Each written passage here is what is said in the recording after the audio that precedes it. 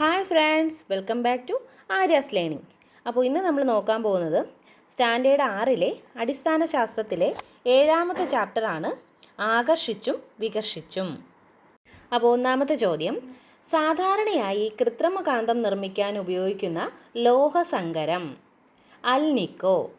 സാധാരണയായി കൃത്രിമകാന്തം നിർമ്മിക്കാൻ ഉപയോഗിക്കുന്ന ലോഹസങ്കരമാണ് അൽനിക്കോ. സ്വതന്ത്രമായി കെട്ടിത്തൂക്കിയ കാന്തങ്ങൾ സ്ഥിതി ചെയ്യുന്നത് ഏത് ദിശയിലാണ്? തെക്കുവടക്ക് ദിശയിലാണ്. സ്വതന്ത്രമായി കെട്ടിത്തൂക്കിയ കാന്തങ്ങൾ സ്ഥിതി ചെയ്യുന്നത് തെക്കുവടക്ക് ദിശയിലാണ്. അടുത്ത ചോദ്യം, പ്രകൃതിദത്തമായ കാന്തമാണ് ലോഡ് സ്റ്റോൺ. പ്രകൃതിദത്തമായ കാന്തമാണ് ലോഡ് സ്റ്റോൺ. അടുത്ത 3 സ്റ്റേറ്റ്മെൻറ്റ്സ് ആണ്. സജാതീയ ധ്രുവങ്ങൾ വികർഷിക്കും. സജാതീയ ധ്രുവങ്ങൾ വികർഷിക്കും. എന്നാൽ വിജാതീയ ധ്രുവങ്ങളാണെങ്കിലോ ആകർഷിക്കും. അപ്പോൾ സജാതീയ ധ്രുവങ്ങൾ വികർഷിക്കും, വിജാതീയ ധ്രുവങ്ങൾ ആകർഷിക്കും. ബാർ കാന്തത്തേക്കാൾ കാന്തിക ശക്തി കൂടിയവയാണ് യു കാന്തം. ബാർ കാന്തത്തേക്കാൾ കാന്തിക ശക്തി കൂടിയവയാണ് യു കാന്തം. ഓക്കെ, അപ്പോൾ 3 സ്റ്റേറ്റ്മെൻറ്റാണ് പറഞ്ഞത്.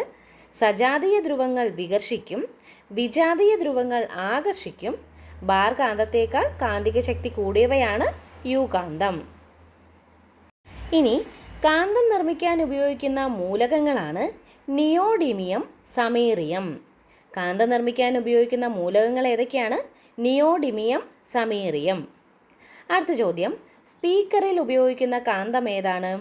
റിംഗ് കാന്തമാണ്. സ്പീക്കറിൽ ഉപയോഗിക്കുന്ന കാന്തം റിംഗ് കാന്തമാണ്.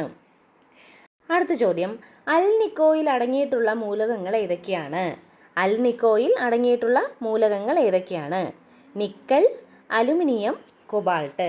Nickel, aluminium, cobalt. കാന്തത്തിൻ്റെ ധ്രുവത്തിനോടടുത്ത ഭാഗങ്ങളിൽ കാന്തിക ശക്തിയുടെ തോത് എങ്ങനെയായിരിക്കും? കൂടുതലായിരിക്കും. കാന്തത്തിൻ്റെ ധ്രുവത്തിനോടടുത്ത ഭാഗങ്ങളിൽ കാന്തിക ശക്തിയുടെ തോത് കൂടുതലായിരിക്കും. ഇനി കാന്തത്തിൻ്റെ ധ്രുവത്തിൽ നിന്നും അകന്നു പോകും തോറും കാന്തിക ശക്തിയുടെ തോത് കുറഞ്ഞു വരും. ഓക്കെ, അപ്പോൾ കാന്തത്തിൻ്റെ ധ്രുവത്തിനോടടുത്ത ഭാഗങ്ങളിൽ കാന്തിക ശക്തിയുടെ തോത് കൂടുതലായിരിക്കും. കാന്തത്തിൻ്റെ ധ്രുവത്തിൽ നിന്നും അകന്നു പോകും തോറും കാന്തിക ശക്തിയുടെ തോത് കുറഞ്ഞിരിക്കും.